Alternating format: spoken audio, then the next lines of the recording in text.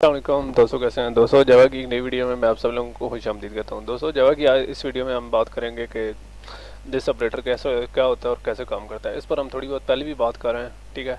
इसकी बात हमने तब की थी जब हम वेरिएबल स्कोप के टॉपिक कवर कर रहे थे, और उसमें मैंने आप लोगों को बताया था कि लोकल जब मेथड होगा तो उसमें लोकल वेरिएबल्स को बड़ी तरजीह दी जाती है। जैसा कि अगर एक ही लोकल वेरिएबल है जिसका नाम भी ए है, और एक ग्लोबल या क्लास वेरिएबल है उसका नाम भी ए है, तो लोकल वेरिएबल लोकल को तरजीह देगा, और अगर हम ए को कॉल करेंगे तो वो लोकल को कॉल करेगा। सिमिलरली अगर हमने करना है कि क्लास वेरिएबल जिसका स्कोप ज़्यादा है, अगर हमने उसे कॉल करना है तो उसको कैसे कॉल करेंगे, तो मैंने आप लोगों को बताया था कि इसके लिए दिस को यूज़ करते हैं। दिस क्या होता है? दिस ऐसे होता है कि एक इनडायरेक्ट रेफरेंस होता है ऑब्जेक्ट का जो कि हम यूज़ कर रहे होते हैं, ठीक है। जो ही ऑब्जेक्ट हम यूज़ कर रहे हैं उस टाइम दिस यूज़ करेंगे तो वो उसी ऑब्जेक्ट को कॉल करता है, ठीक है। यानी ऑब्जेक्ट का नाम नहीं लिखना पड़ता, बल्कि हम दिस लिखकर उस सब्जेक्ट को अंडरस्टूड करा देते हैं कि इस सब्जेक्ट का काम है, ठीक है। तो जैसे कि कंस्ट्रक्टर हर क्लास का हर ऑब्जेक्ट का अलग होता है, इस तरीके से हमारे जो दिस है, ठीक है, ये भी अलग से काम करता है, ठीक है। हर एक हम हर ऑब्जेक्ट का अलग अलग कंस्ट्रक्टर नहीं होता, बल्कि एक प्री डिफाइंड चीज़ हम बना देते हैं। इस तरह दिस भी प्री डिफाइंड चीज़ है। जब भी जिस सब्जेक्ट की बात चल रही होगी दिस उस सब्जेक्ट के हिसाब से ऑपरेशन कर जाएगा, ठीक है। तो यहाँ मैं आप लोगों को बताता चलाऊँ कि दिस कभी उन्हीं ऑब्जेक्ट्स पर काम करेगा जो कि क्लासेस से बनाए गए हैं, ना कि उनसे जो कि स्टैटिक हैं, ठीक है। तो हमारा मेन मेथड जो कि स्टैटिक है, जो कि इसके बारे में मैंने आप लोगों को बताया था कि इसका ऑब्जेक्ट नहीं बनता, ठीक है, इसको स्टैटिकली कॉल करते हैं। तो उसका उसके अंदर भी दिस का कीवर्ड यूज़ नहीं होता। तो मैं आप लोगों को थोड़ा समझा देता हूँ। हमारी क्लास है पब्लिक व्हीकल, ठीक है। उसका क्लास वेरिएबल है रजिस्ट्रेशन नंबर, जो कि इंटीजर टाइप का। हमने एक उसके अंदर कंस्ट्रक्टर है व्हीकल नाम का, ठीक है, जो कि क्लास के नाम के साथ मैच करता है। वो भी एक पैरामीटर रजिस्ट्रेशन नंबर रिसीव कर रहा है। जो कोई भी फंक्शन जो कि हम जब इनिशियलाइज़ करा रहे हैं तब भी हम करते हो सकता है, किसी भी टाइम भी अब यानी इनिशियलाइजेशन के टाइम ही कंस्ट्रक्टर कॉल होता है, उसका नाम भी राइट नंबर है। दोनों का नाम सिमिलर है, ठीक है। अगर हम इस तरह करें कि right number is equal to right number, यानी हम जो हमारा ऑब्जेक्ट है उसके रजिस्ट्रेशन नंबर को कराना चाहें तो ऐसे नहीं होगा, बल्कि उसके लिए क्यों, वो अपने लोकल वेरिएबल को ही अपडेट करता रहेगा। तो उसको हमें हमारे ग्लोबल वेरिएबल को अगर अपडेट कराना हो तो उसके लिए हम दिस का कीवर्ड यूज़ करेंगे, ठीक है। और इसके बाद मैंने आपको मेन फंक्शन में दिखाया कि हमने बाइक नाम की एक नई ऑब्जेक्ट बनाई है व्हीकल क्लास से, ठीक है। और इसको हमने एक पास किया है, ठीक है। एक इधर आया, ठीक है, इसके पास आया। अगर ये right number is equal to right number होता, ये ना होता, तो इसी के हद तक राइट नंबर हो जाता, ठीक है, क्योंकि ये रेफरेंस तो इसका पास हुआ नहीं है, सिर्फ इसकी वैल्यू पास हुई है। तो इसी के हद तक होता, जब फंक्शन ख़त्म होता तो इसमें चेंज ही ना आई होती, ठीक है। तो इसके लिए हमने इस तरह किया कि दिस का टर्म यूज़ किया। ये दिस इस तरह करेगा कि ये राइट नंबर है, ये इसके इस दिस से मुराद ये है कि हमारा जो बाइक वन है उसका जो उसका, ठीक है, डॉट राइट नंबर के उस सब्जेक्ट का राइट नंबर, ना कि इस मेथड का राइट नंबर, ठीक है। तो इस तरीके से हम दिस को यूज़ करके अपने क्लास वेरिएबल्स को वैल्यूज़ को चेंज कर सकते हैं, ठीक है। और मैंने आपके सामने एक बाइक बनाया व्हीकल टाइप का ऑब्जेक्ट, ठीक है। तो उसमें मैं आप लोगों को दिखाता हूँ, उसने व्हीकल टाइप का एक ऑब्जेक्ट बना दिया, ठीक है। उसमें इस तरह है कि बाइक की मतलब ये मेमोरी 0CXC FF है या जो कुछ भी है। आप जब भी दिस ऑपरेटर को भी यूज़ करेंगे सब्जेक्ट के जब यूज़ हो रहा इसके स्कोप में, तो ये इसी को रजिस्ट्रेशन नंबर को पॉइंट कर रहा होगा, ठीक है। Bike one dot right number और दिस डॉट राइट नंबर दोनों इक्वल है, ठीक है। इसकी मिसाल मैं कोशिश करता हूँ कि मेरा नेट बीन्स ओपन हो जाए, ठीक है। नेट बीन्स ओपन करता हूँ, ठीक है। उसके अंदर मैं आप लोगों को ये चीज़ दिखा देता हूँ।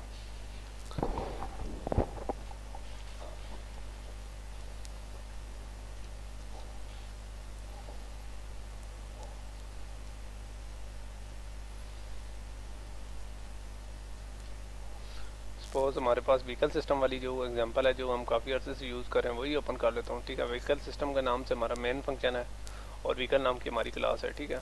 उसके अंदर डिफ़ॉल्ट कंस्ट्रक्टर के अंदर हम वैल्यूज़ पास कर रहे हैं, ठीक है।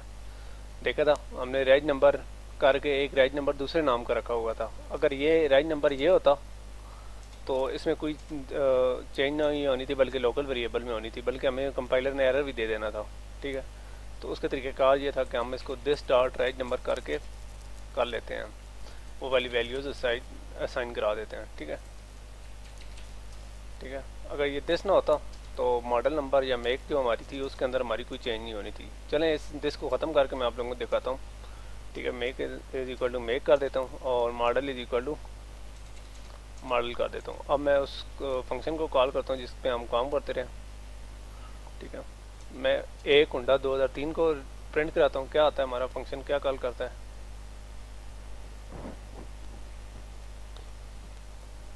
वो कह रहा है एरर है। ठीक है, तो registration number is zero, make is null, model is zero. तो वो कैसे हुआ है पहले आप लोगों को मैं पहले दिखा दूँ। क्लास हमारी है व्हीकल है, उसके अंदर 3 वेरिएबल है, रजिस्ट्रेशन नंबर, मेक और मॉडल। ठीक है, अगर हम कोई पैरामीटर पास नहीं करेंगे तो डिफ़ॉल्ट कंस्ट्रक्टर कॉल होगा, और अगर पैरामीटर पास करेंगे तो ये वाला हमारा कस्टम कंस्ट्रक्टर कॉल होगा।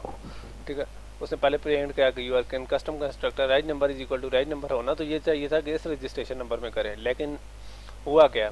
ठीक है, make is equal to make and model is equal to model.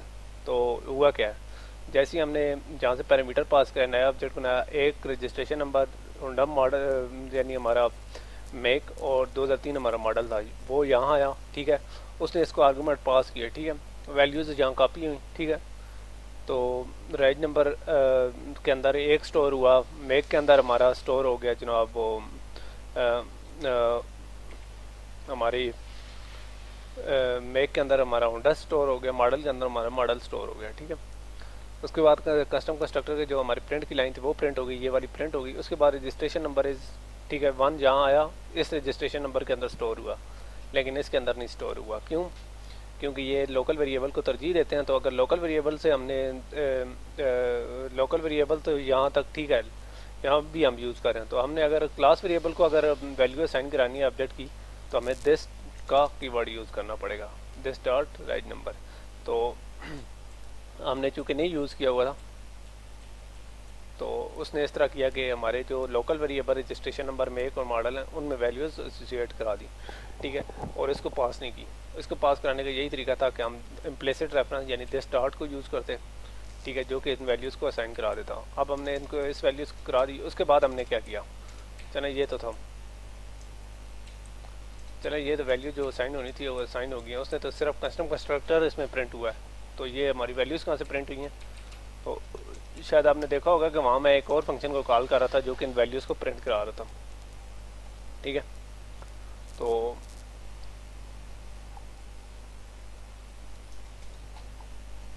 ठीक है, ये वाला मैंने शो डाटा वाला बाद में कॉल किया था जो इन वैल्यूज़ को प्रिंट कराता है। दोबारा रन करते हैं और चेक करते हैं। तो इस मरतबा क्या हुआ, इस मरतबा हमने जो वैल्यूज़ पास की थी वो ऑब्जेक्ट में स्टोर हुई हैं। तो वो कैसे हुई हैं? वो दिस की मदद से। दिस ने ऐसे किया कि जो क्लास के वेरिएबल हैं उनमें ये वाली लोकल आर्गूमेंट्स की वैल्यूज़ सेव करा दी हैं। तो इस तरीके से हम लोगों ने दिस ऑपरेटर को यूज़ किया और दिस ऑपरेटर का यूज़ देखा हम लोगों ने। ठीक है, तो दिस ऑपरेटर को हम यूज़ करके बहुत कुछ कर सकते हैं। अगर मैं इसके साथ साथ एक और काम कर लूँ, ठीक है, अगर मैं इसके साथ साथ इस सब्जेक्ट का जो कुछ भी है, ठीक है, बाइक 1 है ना, इस सब्जेक्ट के अंदर मैं इस तरह कर लूँ कि अगर दिस की वैल्यू भी प्रिंट करा लूँ तो क्या होगा? ठीक है, जो मैंने आप लोगों को चीज़ बतानी थी। तो इसने इस तरह किया कि व्हीकल क्लास का ऑब्जेक्ट का एक रेफरेंस नंबर इसने दे दिया कि मेमोरी एड्रेस दे दिया। ठीक है, ये हमारा हीप में मेमोरी एड्रेस है। ठीक है, तो ये इसका मतलब ये है कि हमारा इस लोकेशन पर ऑब्जेक्ट पड़ा है। ठीक है, बाद में हम इन मेमोरी एड्रेसेस को भी थोड़ा बहुत मैनिपुलेट करेंगे। तो दिस ने मेमोरी एड्रेस स्टोर किया हुआ है, ठीक है, ऑब्जेक्ट का। ठीक है, जिस ऑब्जेक्ट को हम यूज़ कर रहे हैं। ठीक है, दिस में वो होता है, वो उसमें जाके चेंज कर लेता है। ठीक है, तो दोस्तों ये हमारा कॉन्सेप्ट था दिस का। ठीक है, तो नेक्स्ट वीडियो में मैं आप लोगों को मिलता हूँ, और जो नए दोस्त आए उनसे रिक्वेस्ट करता हूँ कि यार काइंडली हमारे चैनल को सब्सक्राइब कर लें, और अगर कोई आपकी कमेंट्स, राय, सजेशंस कुछ भी हो तो हमें ज़रूर कमेंट्स में बताया करें। ठीक है, तो नेक्स्ट वीडियो में मिलते हैं। अल्लाह।